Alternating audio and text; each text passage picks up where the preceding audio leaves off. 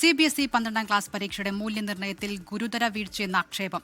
On-screen മാർക്കിങ്ങിനിടെ scan ചെയ്ത ഉത്തരക്കടലാസുകൾ വ്യക്തതയില്ലായിരുന്നു എന്ന് തെളിയിക്കുന്ന ചിത്രങ്ങൾ പുറത്തുവന്നിട്ടുണ്ട്. 68,000 ഉത്തരക്കടലാസുകൾ സ്കാൻ ചെയ്തതിൽ പ്രശ്നമുണ്ടെന്ന് അധ്യാപകർ തന്നെ റിപ്പോർട്ട് ചെയ്തിരുന്നു. പുനർമൂല്യനിർണ്ണയത്തിന് അപേക്ഷിക്കുന്ന വിദ്യാർത്ഥികളുടെ എണ്ണം ഇക്കൊല്ലം വൻതോതിൽ കൂടിയിട്ടുണ്ട്. വിനീത VG ഡൽഹിയിൽ നിന്ന് വിവരങ്ങളുമായി ചേരുന്നു. വിനീത, രണ്ട് പ്രധാനപ്പെട്ട പ്രശ്നങ്ങളാണ്. ഒന്ന്, മൂല്യനിർണ്ണയത്തിലെ പ്രശ്നം. രണ്ട്, പുനർമൂല്യനിർണ്ണയത്തിന് അപേക്ഷിക്കുമ്പോൾ ഉള്ള സാങ്കേതിക തകരാറ്. ഈ തകരാർ ഇപ്പോൾ പരിഹരിച്ചിട്ടുണ്ടോ? ഒപ്പം എത്ര വലിയ വീഴ്ചയാണ് ഉണ്ടായിരുന്നത്?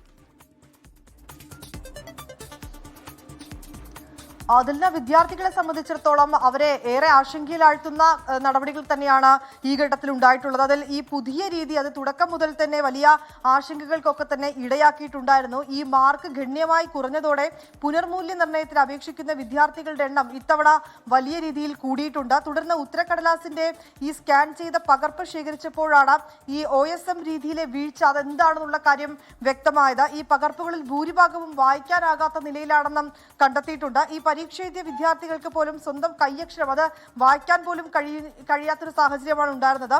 ഇങ്ങനെയിരിക്കെ അധ്യാപകർ എങ്ങനെയാണ് മാർക്ക് ഇടുന്നതെന്നുമാണ് ഈ വിദ്യാർത്ഥികൾ മുന്നോട്ട് വെക്കുന്ന ഒരു ചോദ്യം. ഏതാണ്ട് 98 ലക്ഷം ഉത്തരക്കടലാസുകളിൽ 68,000 സ്കാനിങ്ങുമായി ബന്ധപ്പെട്ട പ്രശ്നങ്ങൾ ഉണ്ട് എന്നാണ് അധ്യാപകർ തന്നെ നേരത്തെ ഇത് സംബന്ധിച്ചുകൊണ്ടുള്ള റിപ്പോർട്ടുകളിൽ വ്യക്തമാക്കിയിട്ടുള്ളത്. ഈ പുനർമൂല്യനിർണ്ണയത്തിന് അപേക്ഷിക്കാനുള്ള പോർട്ടലിലെ സാങ്കേതിക പ്രശ്നങ്ങളും ഇപ്പോഴും തുടരുകയാണെന്നാണ് അറിയാൻ കഴിയുന്നത്.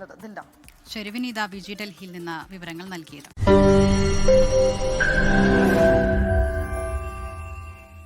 ലോകത്തെവിടെയായാലും ഏത് സമയത്തും 24 വാർത്തകളും ഓഗ്മെന്റഡ് റിയാലിറ്റി പാക്കേജുകളും എക്സ്പ്ലെയിനറുകളും വിശദമായി കാണാൻ ഞങ്ങളുടെ YouTube ചാനൽ നിങ്ങൾക്ക് സബ്സ്ക്രൈബ് ചെയ്യാം.